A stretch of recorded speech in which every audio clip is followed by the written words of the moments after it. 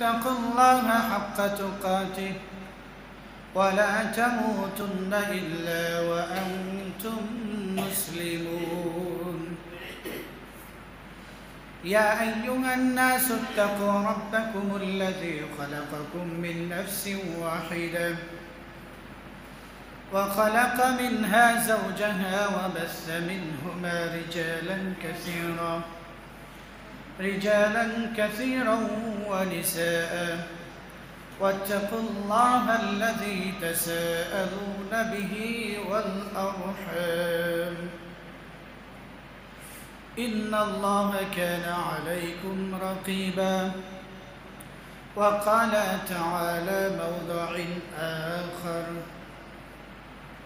قد كانت لكم أسوة حسنة في إبراهيم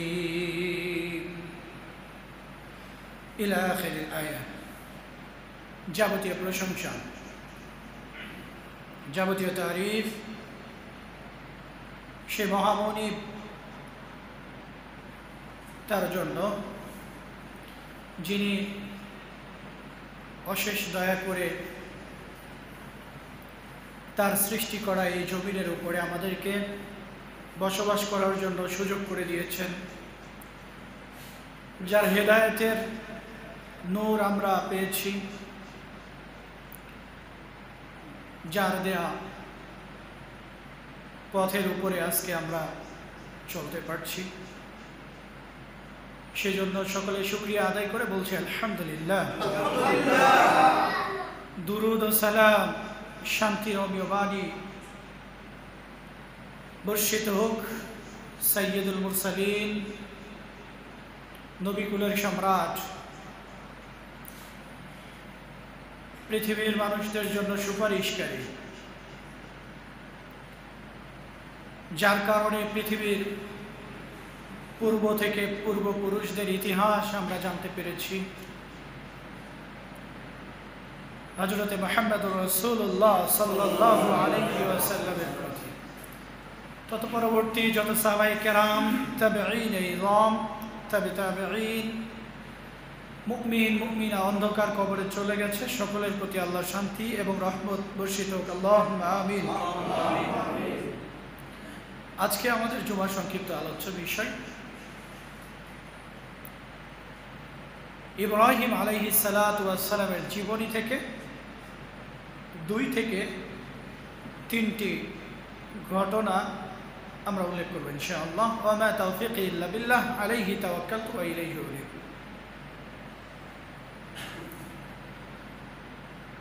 পৃথিবীর মধ্যে আল্লাহ সুবহানাহু ওয়া তাআলা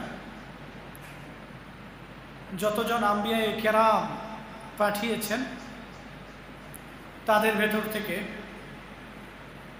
2 জন আম্বিয়ায়ে কেরামকে আল্লাহ সুবহানাহু ওয়া তাআলা বিশেষভাবে শ্রেষ্ঠত্ব দান করেছেন। সুবহানাল্লাহ। পৃথিবীর বুকে সর্বশ্রেষ্ঠ ইবাদতের নাম সালাত। সর্বশ্রেষ্ঠ নবীর উপরে এই সালাতটিকে ফরজ করা হয়েছে। সর্বশ্রেষ্ঠ নবীর, সর্বশ্রেষ্ঠ উম্মতের সর্বশ্রেষ্ঠ ইবাদত সালাত। আর এই সর্বশ্রেষ্ঠ ইবাদতের মধ্যে 2 জন নবীর নাম আমরা উল্লেখ করি।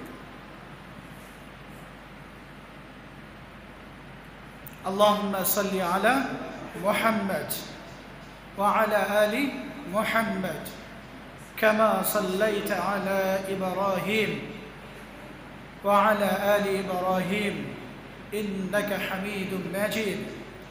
আল্লাহুম্মা বারিক আলা মুহাম্মাদ ওয়া আলা আলি মুহাম্মাদ কামা বারাকতা আলা ইব্রাহিম ওয়া আলা আলি ইব্রাহিম ইন্নাকা হামিদুম মাজিদ। কেউ যদি দুরুদ না পড়ে নামাজ শেষ করে দেয়, নামাজ হবে? সালাত হবে? সালাতের মধ্যে, নামাজের মধ্যে দুরুদ পড়া ওয়াজিব। সর্বশ্রেষ্ঠ নবীর, সর্বশ্রেষ্ঠ উম্মতের, সর্বশ্রেষ্ঠ ইবাদতের মধ্যে সর্বশ্রেষ্ঠ দুইজন নবীর নাম আল্লাহ রাব্বুল আলামিন ওয়াজিব করে দিয়েছেন। কিয়ামত পর্যন্ত যত মুমিন মুমিনা পৃথিবীর জমিনে আসবে সবাইকে এই দুইজন নবীর নাম উল্লেখ করতেই সুবহানাল্লাহি বিহামদিহি সুবহানাল্লাহিল আযীম। কেমন শ্রেষ্ঠত্ব পেলে প্রত্যেকটা মানুষের মুখে মুখে সর্বক্ষণের জন্য আল্লাহ নাম উচ্চারণ করাতে পারে। কেমন ব্যক্তি হলে তাদের মান এত উচ্চ হতে পারে, তাদের জীবনীগুলো কেমন হলে এইরকম সম্মানের অধিকারী হতে পারে। পৃথিবীতে অসংখ্য বিজ্ঞানী এসেছে, আসছে, আসবে। একদিন তারা স্মৃতিপটে ছিল, বইয়ের পাতায় ছিল, মুছে গেছে। এখন কিছু আছে, আবার এগুলো মুছে যাবে, আবার কিছু আসবে, আবার চলে যাবে। অসংখ্য মনীষী পৃথিবীতে এসেছে, একসময় খুব বড় মানের ছিল, চলে গেছে, নাম শেষ হয়ে গেছে। কিন্তু কেমন মনীষী, কেমন ব্যক্তি, কেমন চরিত্রের অধিকারী, আল্লাহু আকবার, যে কিয়ামত পর্যন্ত মুসলমান যতদিন পৃথিবীতে থাকবে ততদিন তাদের নাম উচ্চারণ হতে থাকবে। শুধুমাত্র এতটুকু বিষয় যদি আমরা চিন্তা করি তাহলে আমার মনে হয় আমাদের দেশের পাঠ্যপুস্তক যে বইগুলো আছে, পাঠদান করা হয়, যেগুলোতে আমাদের ক্লাসে বইগুলো পড়ানো হয়, আমার মনে হয় এই দুইজন ব্যক্তির জীবনী বাধ্যতামূলক করে দেওয়া হতো যদি তাদের সম্পর্কে কেউ চিন্তা করত।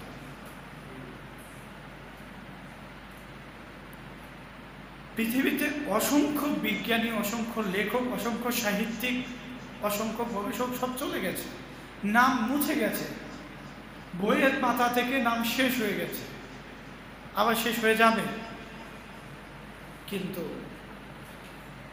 ইব্রাহিম মুহাম্মদ সাল্লাল্লাহু আলাইহি ওয়াসাল্লাম, দুইটা নাম, দুইজন ব্যক্তি যাদের নাম কেউ মুছে ফেলতে পারবে না।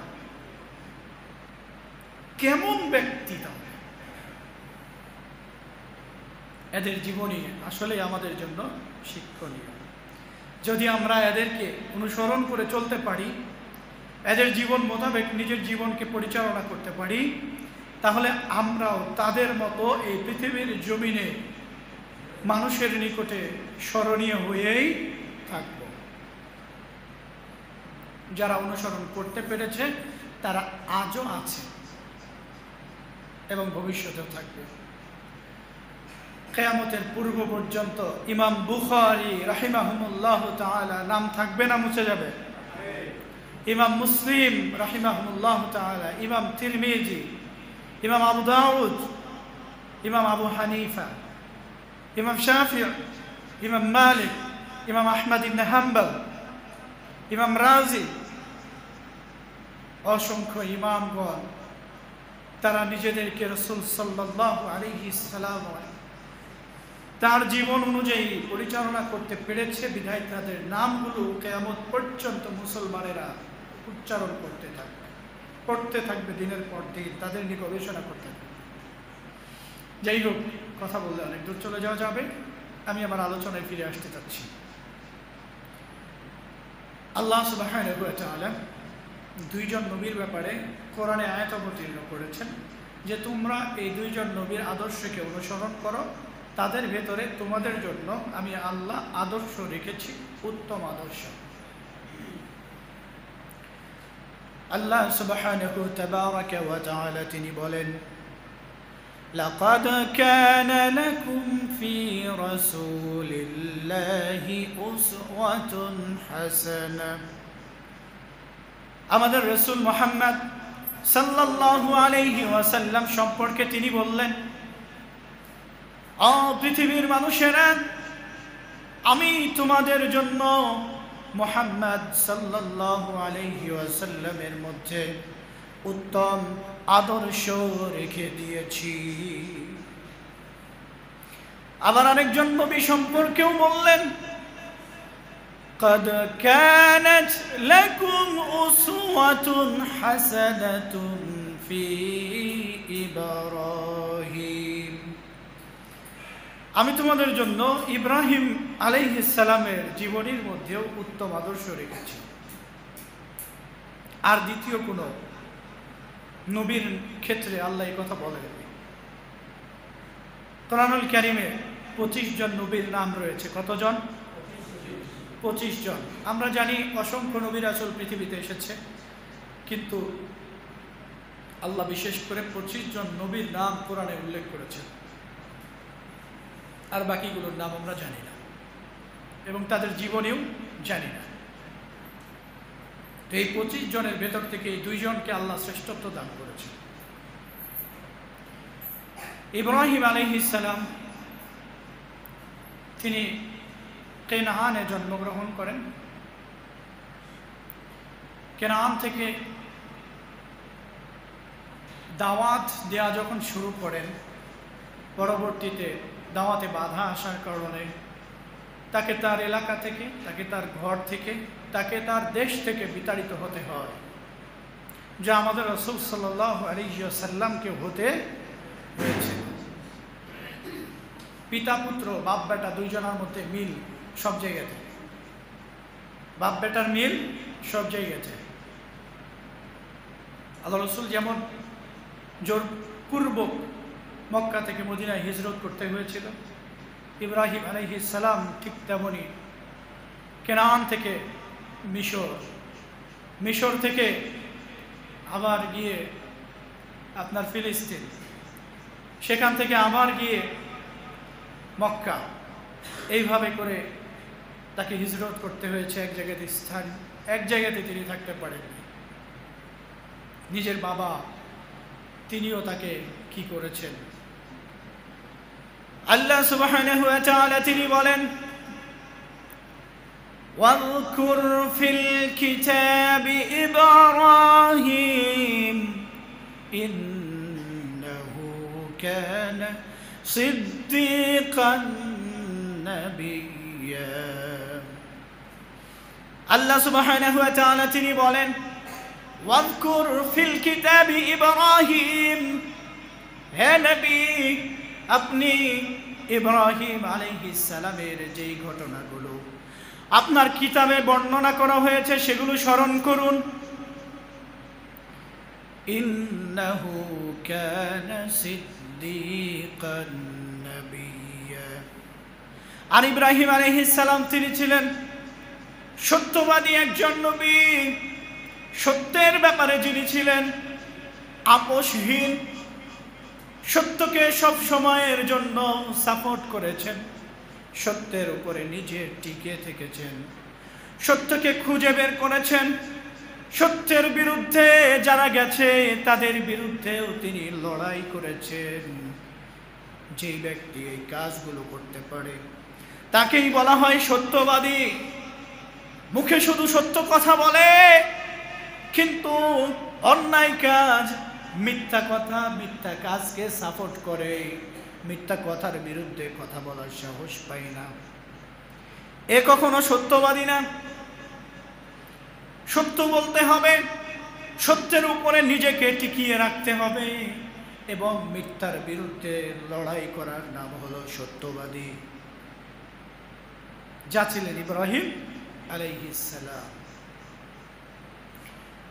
তিনি বললেন, إذ قال لأبيه يا أبت لم تعبد ما لا يسمع ولا يبصر ولا يغني عنك شيئا। ইব্রাহিম আলাইহিস সালাম তার পিতাকে বললেন, হে আমার পিতা, লিমা তা'বুদু মা লা ইয়াসমাউ ওয়া লা ইউবসিরু ওয়া লা ইউগনি আনকা শাইয়া। হে আমার পিতা, আপনি কি এমন কিছুর ইবাদত করেন নাকি, এমন কোনো বস্তুর ইবাদত করেন নাকি যেই বস্তু নিজের চোখে কখনো দেখে না, সে কখনো শুনে না, সে মানুষের কোনো উপকার করতে পারে না, অপকারও করতে পারে না, এমন কিছুর ইবাদত আপনি করেন নাকি? অতএব হে আমার পিতা শুনুন, ইন্নী قد جاءني من العلم ما لم يأتك فاتبعني أهدك صراطا سويا। হে আমার পিতা, ইয়া আবাতি ইন্নী قد جاءني من العلم, হে আমার পিতা, আমার নিকটে এমন কিছু জ্ঞান রয়েছে যেই জ্ঞান আপনার নিকটে নেই। আমি যা কিছু জানি আপনি তা জানেন না। হে আমার বাবা, আমার নিকটে এমন একটা জ্ঞান এসেছে যে জ্ঞান আপনার নেই, আপনি জানেন না যে বিষয়টা। অতএব ফাত্তাবি'নি, আপনি আমার অনুসরণ করুন। পূর্বে যেই কাজকর্মগুলো করেছেন সেগুলো ছেড়ে দিন, ওই সমস্ত মূর্তিগুলোর ইবাদত করা ছেড়ে দিন। নিজ হাতে তৈরি করে আপনি নিজেই তাকে সুন্দর করে আকৃতি দিয়ে তার আবার আপনি নিজেই পূজা করেন, এটা তো কখনো হতে পারে না। ও আমার বাবা, মূর্তিগুলোকে আমি বানালাম, আমি মূর্তির স্রষ্টা, মূর্তি কিভাবে আমার স্রষ্টা হতে পারে? হে আমার পিতা, আপনি এই কাজটা ছেড়ে দিন। এরপরে তিনি বললেন, ইয়া আবাতি লিমা তা'বুদিশ শাইতান ইন্নাশ শাইতানা কানা লির-রাহমানি আসিয়া। হে আমার পিতা,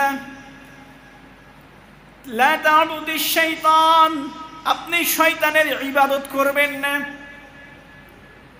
মনে রাখবেন, ইন্নাহু কানা বি হাফিয়া, নিশ্চয়ই শয়তান হলো রহমানের নিকট থেকে, আল্লাহ রাব্বুল আলামিনের নিকট থেকে অনেক দূরে। আল্লাহর রহমত থেকে শয়তান অনেক দূরে, শয়তানের ইবাদত আপনি করবেন না। আবার তিনি বললেন, ইয়া আবাতি ইন্নী আখাফু আন ইয়ামাসসাকা আযাবুম মিনার রাহমান লিয়াকুনা লিশ-শাইতানি ওয়ালিয়া। হে আমার পিতা, আমি ভয় পাচ্ছি, আমি খুব নিজে আশঙ্কা বোধ করছি, কখন না জানি আপনার উপরে আল্লাহর রহমানের গজব এসে পতিত হয়ে যায়। আখাফু আন ইয়ামাসসাকা আযাবুম মিনার রাহমান, আমি খুব ভীত সন্ত্রস্ত রয়েছি, না জানি কখন রহমানের আযাব এসে আপনাকে গ্রাস করে ফেলে। অতএব আপনি এগুলো ছেড়ে দিন। লিয়াকুনা লিশ-শাইতানি ওয়ালিয়া, যেই সমস্ত মানুষগুলো আল্লাহ রাব্বুল আলামিনের নিকট থেকে দূরে চলে যায়, যেই মানুষগুলো আল্লাহর ইবাদত থেকে দূরে চলে যায়, এই মানুষদের জন্য শয়তানকে বন্ধু বানিয়ে দেয় কে? আল্লাহ রাব্বুল আলামিন। তিনি ওই সমস্ত মানুষদের জন্য শয়তানকে বন্ধু বানিয়ে দেয়, অভিভাবক বানিয়ে দেয়, যারা আল্লাহর নিকট থেকে দূরে চলে যায়, আল্লাহর ইবাদত করতে চায় না, আল্লাহ রাব্বুল আলামিনের বিধান মানতে চায় না, আল্লাহর বিধান থেকে নিজেকে দূরে ঠেলে দেয়। এই সমস্ত মানুষদের জন্য শয়তানকে আল্লাহ বন্ধু বানিয়ে দেয়। নাউজুবিল্লাহ। এই সমস্ত দাওয়াত ইব্রাহিম আলাইহিস সালাম কাকে দিলেন? তার পিতাকে, তার বাবা। এখন তার বাবা কি বলতেছে? তার বাবা বলে, ক্বালা আরাগীবুন আনতা আন আলিহাতি ইয়া ইব্রাহিম, হে ইব্রাহিম,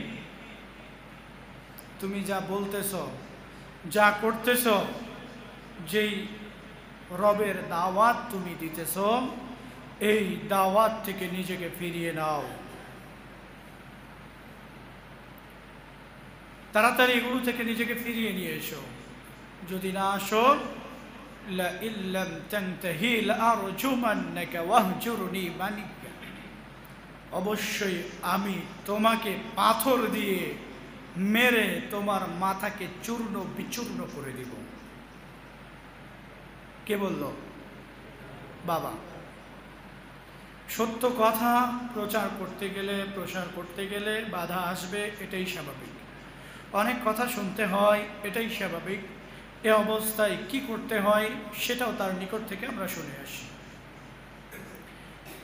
ইব্রাহিম আলাইহিস সালাম তার বাবা যখন এভাবে বললেন, হুমকি দিয়ে, থ্রেট দিয়ে বললেন, হে আমার সন্তান, তুমি যদি যেই দাওয়াত দিতেছ এই দাওয়াত থেকে ফিরে না আসো, তুমি যদি নিজেকে বাঁচায় না নাও, আমার প্রতিপালকদের ইবাদত যদি না করো, এই মূর্তিগুলোর পূজা যদি না করো, তাহলে মনে রেখো আমি তোমার মাথা ফাটিয়ে দেব পাথর দিয়ে মেরে। ইব্রাহিম আলাইহিস সালাম রাগ করলেন না, টকবকে যুবক মানুষ, চাইলে বাবারে মেরে সেখানে ফালায়া দিয়ে চলে আসতে পারতেন।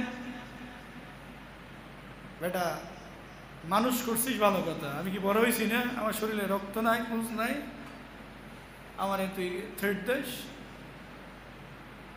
মেরে চলে আসতে পারতো না? কিন্তু মেরেছে, কিছু করেন না। কি করলেন? আল্লাহ সুবহানাহু ওয়া তাআলা তিনি এই কথাকেও কোট করলেন,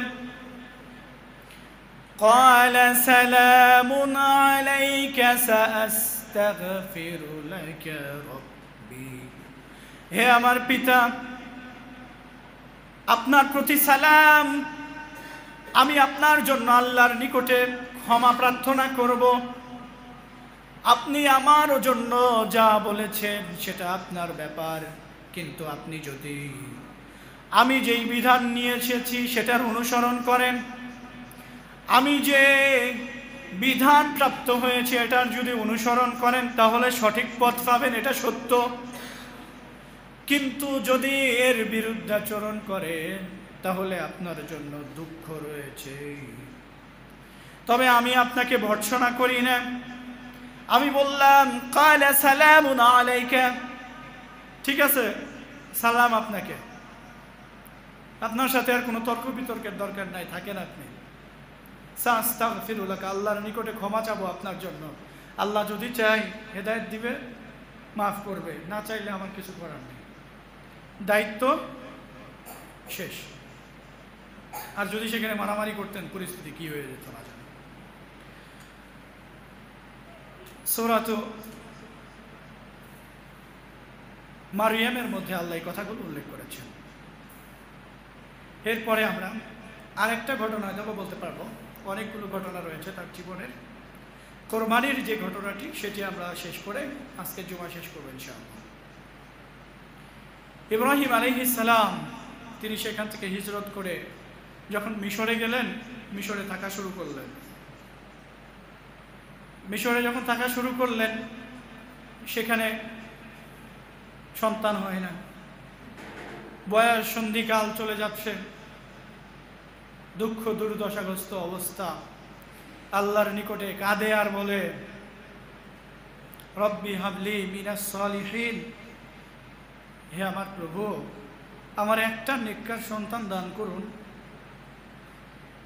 তো আল্লাহ রব্বুল আলামিন তার প্রতি উত্তরে তাকে জানালেন, ফাবাশশারনাহু বিগুলামিন হালিম, যাও, আমি তোমাকে একটা সহনশীল গোলাম দান করলাম, সন্তান দান করলাম, সহনশীল, ধৈর্যশীল। তো ইব্রাহিম আলাইহিস সালাম খুশি হয়ে গেলেন, সন্তান পেলেন, ঘরের মধ্যে খুশির বন্যা বয়ে যাচ্ছে। প্রায় 100 বৎসরের কাছাকাছি জিন্দেগি পার হয়ে যাচ্ছে, এই মুহূর্তে আল্লাহ দিয়েছে সন্তান। আল্লাহু আকবার। যিনি মরুর বুকে বন্যা বইয়ে দিতে পারেন তিনি হলেন আল্লাহ। আল্লাহ রাব্বুল আলামিন তাকে সন্তান দান করলেন। এরপরে আল্লাহ রাব্বুল আলামিন তিনি তাকে একটা পরীক্ষা নিতে চাইলেন। তাকে বললেন, ইব্রাহিম, তোমার ছেলেকে নিয়ে গিয়ে নির্জন প্রান্তর জনমানব শূন্য গাছপালা শূন্য মরুভূমির মধ্যে রেখে চলে আসো, যাও। আমি দেখতে চাই তোমার ভেতরে সন্তানের মায়া কতটুকু। পরীক্ষা। এর আগের পরীক্ষা ছিল অগ্নি পরীক্ষা, সেখানে জোর করে ফেলা হয়েছিল। কিন্তু এই পরীক্ষায় কেউ জোর করবে না। এই পরীক্ষাতে কেউ জোর করবে না, এটা নিজের থেকে করতে হবে। কিন্তু নির্দেশ এসেছে কার কাছ থেকে? আল্লাহর কাছ থেকে। দেখা যাক কি হয়। ইব্রাহিম আলাইহিস সালাম বিবি আর দুগ্ধপোষ্য শিশুকে নিয়ে রওনা দিলেন মক্কার দিকে। নিয়ে গেলেন, গিয়ে সেখানে রেখে চলে আসছেন। পথে যখন চলে আসতেছেন, হাজেরা আলাইহিস সালাম তিনি বলছেন, ইব্রাহিম, এই জনমানব শূন্য এলাকা, যেখানে কোনো পানি নেই, খাদ্য নেই, গাছ নেই, যেখানে কিছুই নেই, এখানে আমাদেরকে রেখে চলে যাচ্ছেন, আমরা কিভাবে থাকব? আপনি একবার বলে যান আমাদেরকে কেন রেখে যাচ্ছেন? আপনি কি চলেই যাচ্ছেন? আল্লাহ। ইব্রাহিম আলাইহিস সালাম পেছনে ফিরে তাকায়ও না। শেষ পর্যন্ত তিনি যখন বললেন, আমাদেরকে কি আল্লাহর নির্দেশে রেখে যাচ্ছেন, শুধু একটাই বাক্য, একটাই শব্দ, নাম, হ্যাঁ। চলে গেলেন। যাওয়ার পরে পেছন ফিরে তাকিয়ে দেখে আর দেখা যায় না, পাহাড়ের আড়ালে চলে গেছে। সেইখানে গিয়ে হাতখানা উপরে উঠিয়ে আল্লাহর দিকে হাত উঠিয়ে আল্লাহকে বলছে, রব্বি আসকানতু মিন যুররিয়াতি, হে আমার প্রতিপালক, আমার পরিবারের কিছু সদস্য বিওয়াদিন গায়রি যি যারইন ইনদা বাইতিকাল মুহাররম, আপনার যে ঘর হারাম শরীফ, এই হেরেমের কাছে আমার সন্তানদেরকে রেখে আসলাম। জনমানব শূন্য, খাবার নেই, পানিও নেই, ছোট্ট শিশু। আল্লাহ কিভাবে থাকবে তুমি ভালো জানো।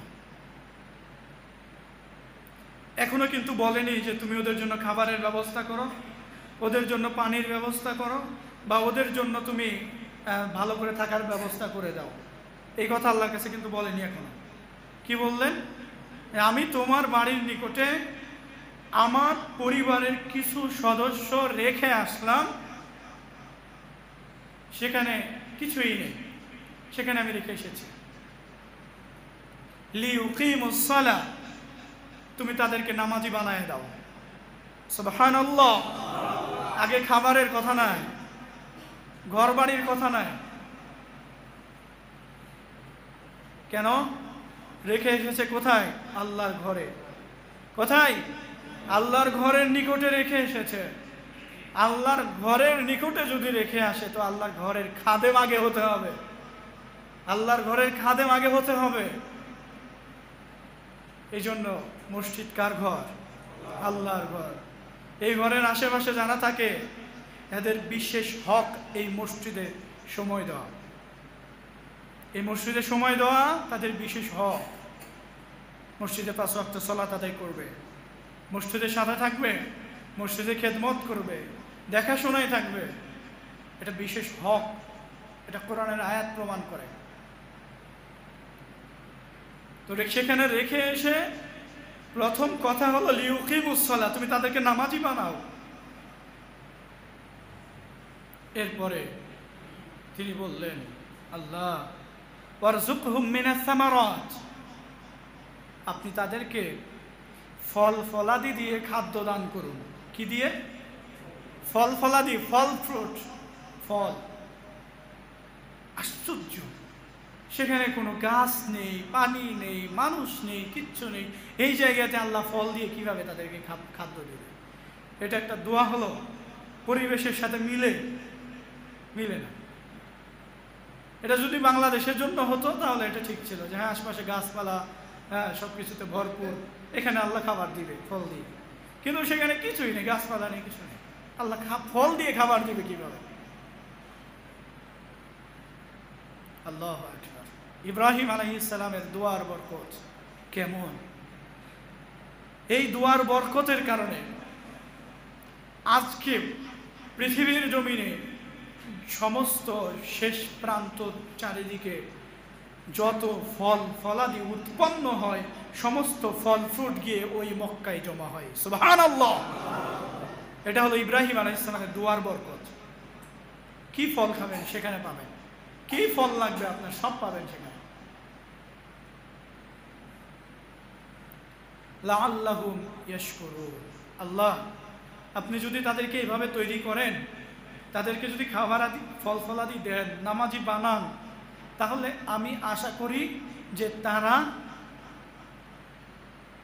শুকরিয়া আদায় করবে। এটা আমি আশা করি। ছেলে বিদেশ পাঠিয়েছেন, দেশের বাহিরে বা দেশের এক জেলা থেকে আরেক জেলায় অন্য কোথাও পাঠিয়েছেন। কেমন দোয়া করবেন, কিভাবে দোয়া করবেন, কি দোয়া করবেন, এই আয়াত থেকে শিখে নেন। এই আয়াত থেকে শিখে নেন। তিনি বললেন, আল্লাহ, আমি এমন জায়গাতে ছেলে সন্তান পরিবারের কিছু সদস্য রেখে আসলাম যেখানে মানব শূন্য, কেউ নেই। বিওয়াদিন গায়রি যি যারইন ইনদা বাইতিকাল মুহাররাম। আল্লাহ, কিছু মানুষের হৃদয়, কিছু মানুষের অন্তর, তাদের দিকে ঝুঁকিয়ে দাও, তাদের জন্য নরম করে দাও, তাদের জন্য ভালোবাসা কিছু মানুষের হৃদয়ের ভেতরে তৈরি করে দাও। ছেলে পাঠাবেন আর দোয়া করবেন, আল্লাহ, এলাকা জীবনে দেখিনি, চিনি না, ওই এলাকায় আমার সন্তান গেল, জানি না কেমন থাকবে, তো ওই এলাকার কিছু মানুষের মন, এলাকার কিছু মানুষের হৃদয় তার জন্য নরম করে দাও, কিছু মানুষের হৃদয়ের ভেতরে তার জন্য ভালোবাসা সৃষ্টি করে দাও। দোয়া করবেন। তারপরে বলবেন যে আল্লাহ, আমার সন্তানটারে নামাজি বানাও, পরহেজগার বানাও।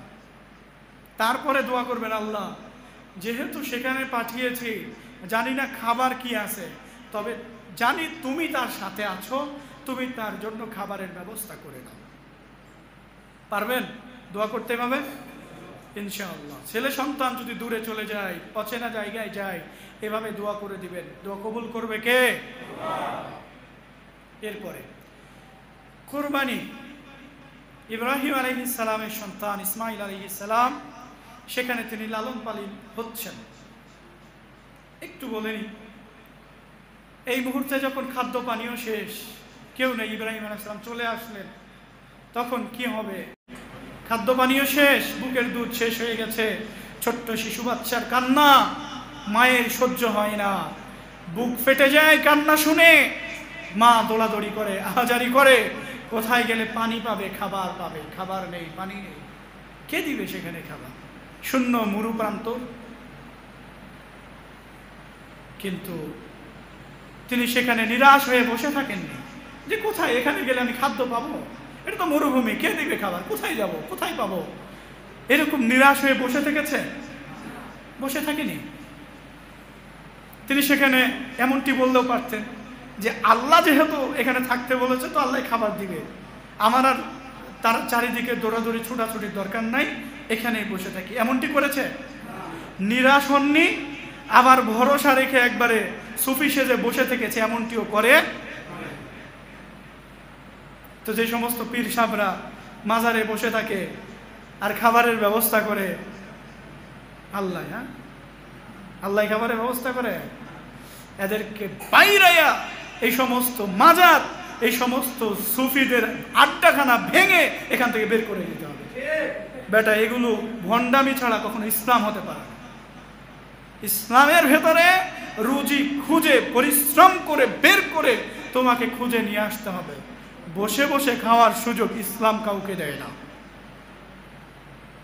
আল্লাহকে মানি, আল্লাহ আমাকে খাওয়াবে, এই কথা এই ধরনের কথার মধ্যে কিছু ওই ভণ্ডামির কিছু আছে, সন্দেহ গন্ধ আছে।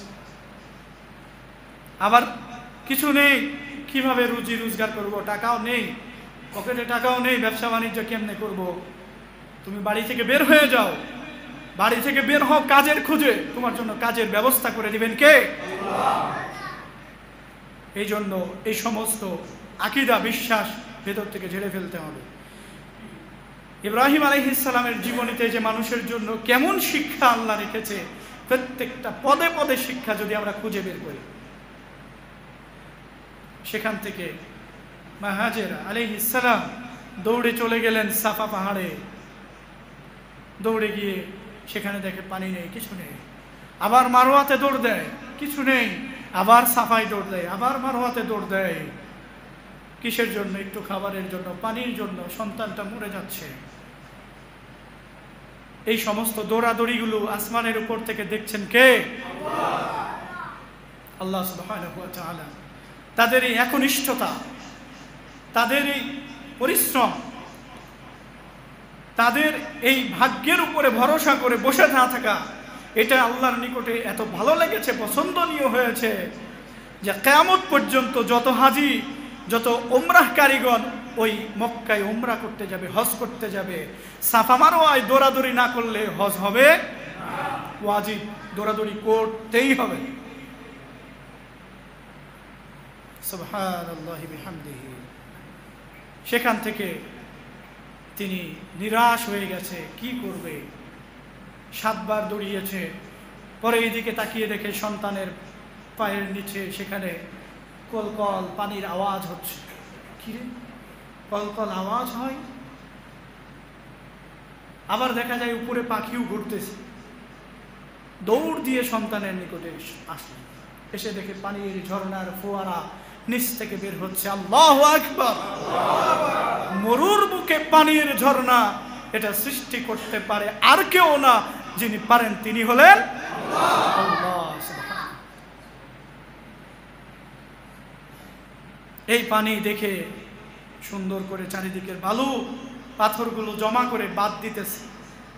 আর সুরিয়ানি ভাষার মানুষ, কি ভাষা? সুরিয়ানি ভাষা বলে জাম জাম, থাম, থেমে যা, এই পানি যাস নে, থাম, থেমে যা। এটা কিন্তু আরবি ভাষা না, জমজম, এটা আরবি ভাষা না, কিন্তু এটা হলো সুরিয়ানি ভাষা। আল্লাহ রাব্বুল আলামিনের নিকটে নামটা এত পছন্দনীয় হয়ে গেছে, কিয়ামত পর্যন্ত এই কূপের পানি মানুষে খাবে আর বলবে জাম জাম, জামজাম কুয়ার পানি। সুবহানাল্লাহ। এই পরিবারের প্রত্যেকটা পদক্ষেপ রহমত আর বরকত দিয়ে ভরপুর, আর উম্মতের জন্য শিক্ষা আর শিক্ষা। এরপরে দিনের পর দিন যায়, আর মানুষ এখানে এসে বসবাস শুরু করে। আল্লাহ সুবহানাহু ওয়া তাআলা নির্দেশ পাঠালেন ইব্রাহিম আলাইহিস সালামের নিকটে, ইব্রাহিম যাও, সন্তানের মায়া ভেতরে জমেছে, বুঝতে পেরেছি, দেখি এইবার কার মায়া বেশি, আমার না তোমার সন্তানের। আল্লাহ এটা জানে না কার মায়া বেশি হৃদয়ে? জানে, কিন্তু জানার পরেও তিনি দেখতে চাচ্ছেন বাস্তবে প্রেক্ষাপটে সে কি করে। ইব্রাহিম আলাইহিস সালামকে আল্লাহ পাঠিয়ে দিলেন। দিনের পর দিন 3 দিন আল্লাহ স্বপ্নে দেখালেন সন্তানকে কুরবানি করতেছে। এইবার যখন তিনি চলে আসলেন সন্তানের নিকটে, আসার পরে সন্তানকে নিয়ে রওনা দিলেন। فلما بلغ معه السعي قال إني أرى في المنام أني أذبحك فانظر ماذا ترى। ইব্রাহিম আলাইহিস সালাম তিনি এই বিষয়টাকে স্বপ্নে দেখলেন। দেখার পরে এসে সন্তানকে নিয়ে চলে গেলেন মক্কা থেকে 8-9 কিলোমিটার দূরে মিনার প্রান্তরে চলে গেলেন। সন্তানকে নিয়ে যাওয়ার পরে সেখানে বলতেছি, ইয়া বুনাইয়া ইন্নী আরা ফিল মানামি আন্নী আযবাহুকা, হে আমার সন্তান, আমাকে স্বপ্নে দেখানো হয়েছে, আমি দেখেছি তোমাকে কুরবানি করছি। আন্নী আযবাহুকা ফানজুর মাযা তারা, হে আমার সন্তান তোমার মতামত কি বলে দাও, আমি দেখেছি, এখন তোমার মতামত কি বলো। তুমি বুঝতে পেরেছো আমি এখানে তোমাকে নিয়ে এসেছি কুরবানি করার জন্য, তবে আমি জানতে চাই তোমার মতামত কি, সেটা তুমি বলে দাও।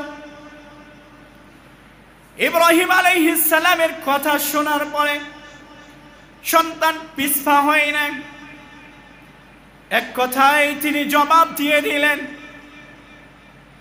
তিনি বললেন, ইয়া আবাতি ইফআল মা তু'মার সাতাজিদুনি ইনশাআল্লাহু মিনাস সাবিরিন।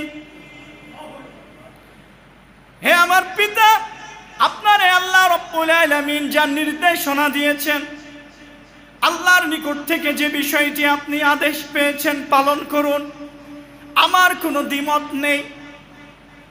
হে আমার পিতা, আমি চাইলে দৌড়ে পালিয়ে যেতে পারতাম।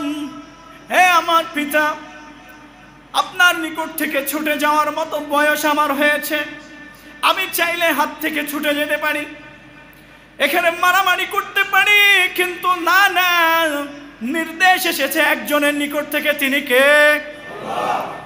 অতএব আমি জানি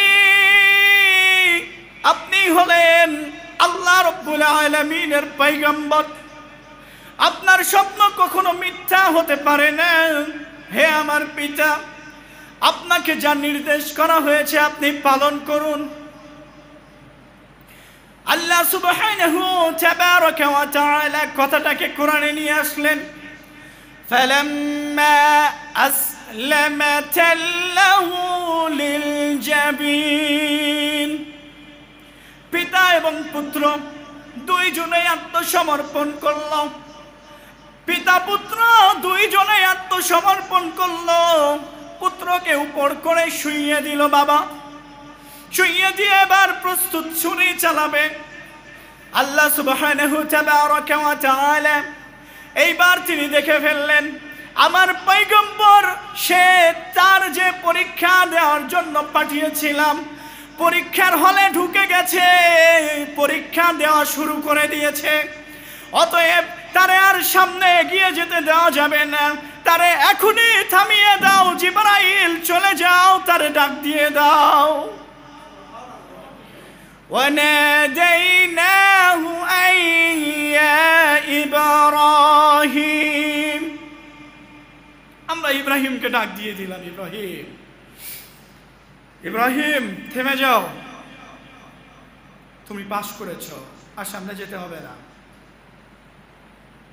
তুমি সফল হয়ে গেছো। আল্লাহ চাইনি যে তুমি তোমার সন্তানকে কোরবানি করো, তিনি চেয়েছেন তোমার ভেতরে যে মহাব্বত, যে ভালোবাসা, এটা দেখতে চেয়েছেন। তুমি পাস করে ওয়াফাদাইনাহু বিযিবহিন আযীম, আল্লাহ সুবহানাহু ওয়া তাআলা তার প্রতি দয়া পরবশ হয়ে ওই আসমান থেকে একটা কুরবানি পাঠিয়ে দিলেন। সুবহানাল্লাহ। ইব্রাহিম আলাইহিস সালাম সন্তানের স্থলে ওই কুরবানিটাকে জবাহ করে দিলেন। সুবহানাল্লাহ। এই কুরবানির দৃশ্যটা, এই কুরবানির মুহূর্তটা আল্লাহর নিকটে এত পছন্দনীয় হয়েছে, এত ভালো লেগেছে। এই মুহূর্তটা আল্লাহর নিকটে এত প্রিয় একটা মুহূর্ত হয়ে গেছে যে পৃথিবীর যত মুসলমানেরা হজ করতে যাবে, প্রত্যেকটা মুসলমান হাজির জন্য আল্লাহ কুরবানিকে ওয়াজিব করে দিয়েছেন। সুবহানাল্লাহ। মিনার প্রান্তরে সবাইকে যেতে হবে। 10ম জিলহজ, জিলহজের 10 তারিখে সবাই যাবে মিনার প্রান্তরে গিয়ে সেখানে কুরবানি করবে। এটা আল্লাহ ওয়াজিব করে দিয়েছে। আল্লাহ, আল্লাহু আকবার, আল্লাহু আকবার, আল্লাহু আকবার, লা ইলাহা ইল্লাল্লাহ, আল্লাহু আকবার, আল্লাহু আকবার, ওয়া লিল্লাহিল হামদ। আল্লাহু আকবার, আল্লাহু আকবার, আল্লাহু আকবার, আল্লাহু আকবার, লা ইলাহা ইল্লাল্লাহ, আল্লাহু আকবার, আল্লাহু আকবার, ওয়া লিল্লাহিল হামদ। আল্লাহু আকবার কাবীরা والحمد لله كثيرا وسبحان الله بكرة وأصيلا سبحان الله وبحمده سبحان الله العظيم ইব্রাহিম আলাইহিস সালাম তার এই সুন্নাত তার এই কর্মটা আল্লাহ রাব্বুল আলামিন উম্মতে মুহাম্মাদের মধ্যে জীবিত রাখার জন্য ওয়া তারাকনা আলাইহি ফিল আখিরিন কিয়ামতের পূর্ব মুহূর্ত পর্যন্ত এই কুরবানির বিধানকে রেখে দিয়েছেন। আল্লাহ আমাদের সকলকে তুমি কুরবানির বিধান পালন করার মতো তৌফিক দান করে দিও, আল্লাহুম্মা আমিন। সম্মানিত দিনী ভাইরা, কুরবানি 10ম জিলহজের পূর্বের দিন আরাফার দিন। হাজিরা যেদিন আরাফার দিনে অবস্থান করে সেই আরাফার দিনের ফজিলত আমরা বলেছিলাম। তবে এই দিনে আল্লাহ রাসূল সাল্লাল্লাহু আলাইহি ওয়াসাল্লাম তিনি নির্দেশ দিয়েছেন যারা সেই হজ্জের ময়দানের আরাফার বাহিরে থাকবে তারা সেই দিনে সিয়াম পালন করবে, রোজা রাখবে। একদিন যদি তারা রোজা রাখতে পারে, এই আরাফার দিনে যদি কোনো বান্দা আল্লাহকে সন্তুষ্টি করার জন্য রোজা রাখতে পারে, তাহলে আল্লাহ ওই বান্দার পেছনের এবং সামনের 2 বছরের গুনাহ খাতা ক্ষমা করে দিবেন। সুবহানাল্লাহ। এটা হলো আগামী সোমবার হাজিরা আরাফার ময়দানে অবস্থান করবে। আমরা সেই দিন রোজা রাখবো ইনশাআল্লাহ। রবিবার রাত্রে খাবেন আর সোমবারের দিনে রোজা রাখবেন। আল্লাহ আমাদেরকে তৌফিক দান করুক। আল্লাহুম্মা